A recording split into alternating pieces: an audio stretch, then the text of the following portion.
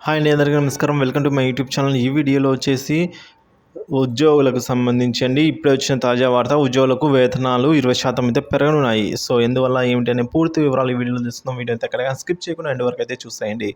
Video నచ్చినట్లయితే ఒక like చేయండి. ఇంకా సబ్స్క్రైబ్ అవ్వనట్లయితే మన ఛానల్ వెంటనే సబ్స్క్రైబ్ చేసుకోండి. వివరాలు చూసుకున్నట్లయితే సీనియర్ ఉద్యోగులకు ఈ ఏడాది నుంచి 20% వేతనం పెంపండి. సో ఈ విధంగా పేజ్ గ్రూప్ నివేదిక అయితే అందించింది.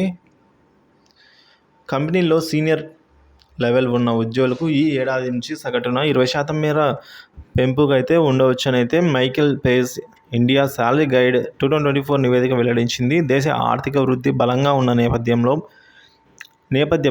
నైపుణ్యం అలాగే నూతన ఆవిష్కరణలపై కంపెనీలు ప్రధాన దృష్టి సారించాయని పేర్కొంది. సాంప్రదాయ పరిశ్రమలో నియామకాలు పుంజుకుంటాయని, ముఖ్యంగా తయారీ అంటే ఏవైతే ఇండస్ట్రీస్ ఉంటాయో వాటి ఆపరేషన్ ఉద్యోగులకు అలాగే అధిక గిరాకీ ఉన్నట్లు తెలిపింది. వివిధ రంగాల్లో డేటా అనలిటిక్స్ అలాగే జనరేటివ్ ఐటీ, మెషిన్ లెర్నింగ్ నైపుణ్యం ఉన్న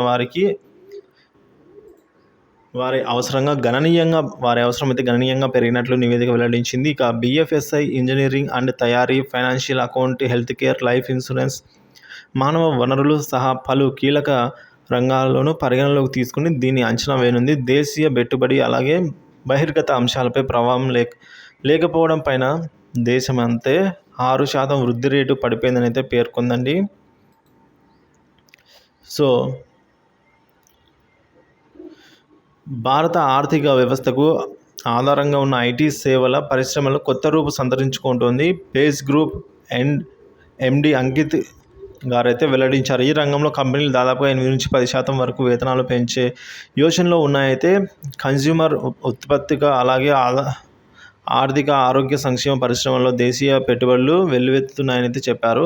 ఐటీ అండ్ టెక్ రంగంలో జూనియర్ ఉద్యోగులు 35-40%, అలాగే మధ్యశ్రేణి వారికి 30-40%, సీనియర్స్కి అయితే 20-30% జీతాలు అయితే పెరుగుదలలో ఉన్నట్టయితే తెలపడం జరిగిందండి.